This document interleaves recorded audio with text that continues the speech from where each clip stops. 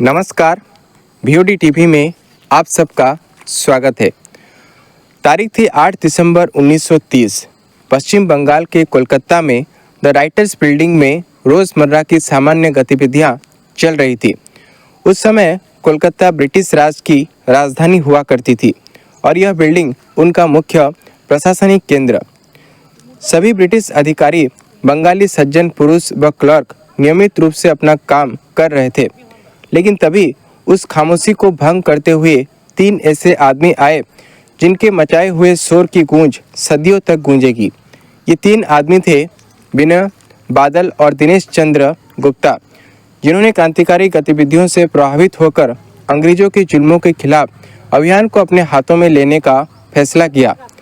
विनय कृष्णा बासु का जन्म 11 सितंबर 1908 को मुंशीगंज जिले के रोहितभोग गांव में हुआ था।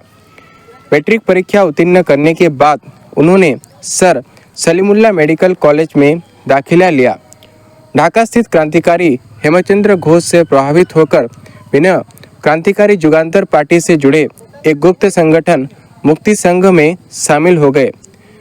दिनेश गुप्ता का जन्म 6 दिसंबर 1911 को मुंशीगंज जिले के एक छोटे से गांव जोसोलोंग में हुआ था। ढाका कॉलेज में पढ़ते समय वे 1928 में भारतीय राष्ट्रीय कांग्रेस के कलकत्ता सत्र के दौरान नेताजी सुभाष चंद्र बोस द्वारा एकत्रित बंगाल स्वयंसेवकों के समूह में शामिल हो गए। बादल ढाका के विक्रमपुर क्षेत्र में पूरब सिमुलिया के गांव में पैदा हुए। उनका जन्म का नाम सुधीर गुप्ता था। बादल गुप्ता विक्रमपुर के बनारीपरा स्कूल के शिक्षक निकुंजा सेन से प्रेरित थे। वह बंगाल स्वयंसेवक समूह में सदस्य के रूप में शामिल हुए और क्रांतिकारी गतिविधियों को अंजाम देने लगे। बादल अपने 2 पैतृक चाचा स्वर्गीय धारानी नाथ गुप्ता और नागेंद्र नाथ गुप्ता की क्रांतिकारी गतिविधियों से प्रभावित थे।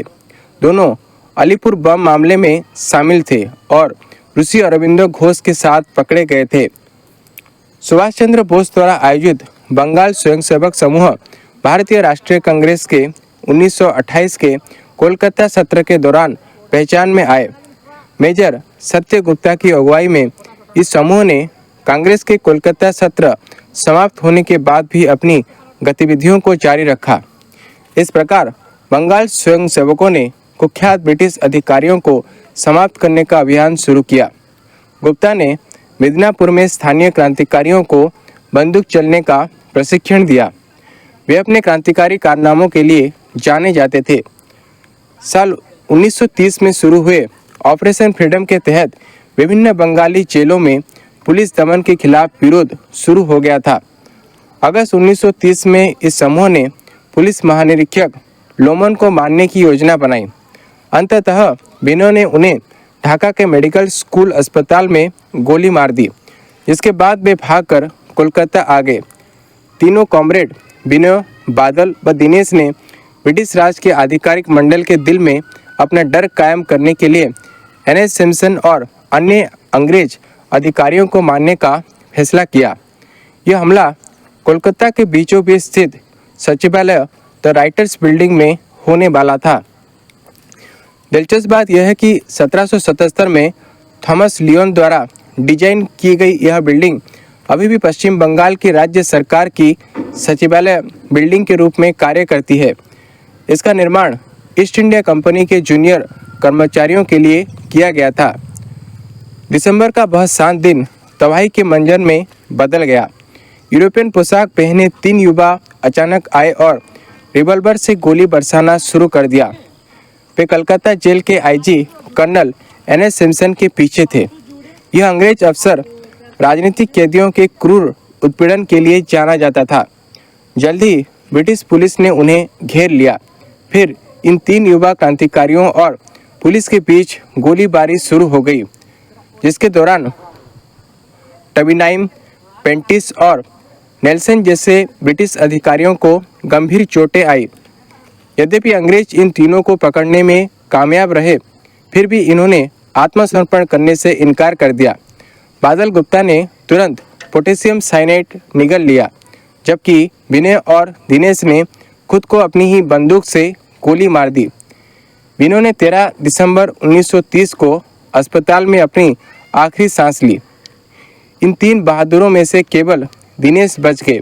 उन्हें सरकार विरोधी गतिविधियों और हत्या के लिए दोषी करार देते हुए फांसी की सजा सुनाई गई थी। 7 जुलाई 1931 को 19 वर्ष की उम्र में अलीपुर जेल में दिनेश भी शहीद हो गए। 8 दिसंबर 1930 को ही ये तीनों युवा अमर हो गए थे। उनमें से 2 केवल 22 वर्ष के थे और तीसरा केवल 19 वर्ष का था।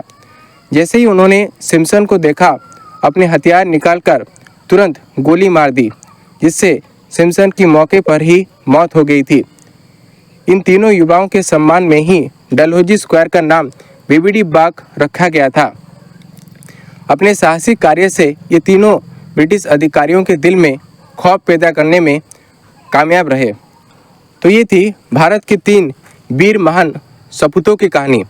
ऐसे ही दिलचस्प जानकारी पाने के लिए हमारे चैनल VOD TV को ज़्यादा से ज़्यादा लाइक, शेयर और सब्सक्राइब करें। बरगढ़ से चंदन कुमार महांती का रिपोर्ट, VOD TV।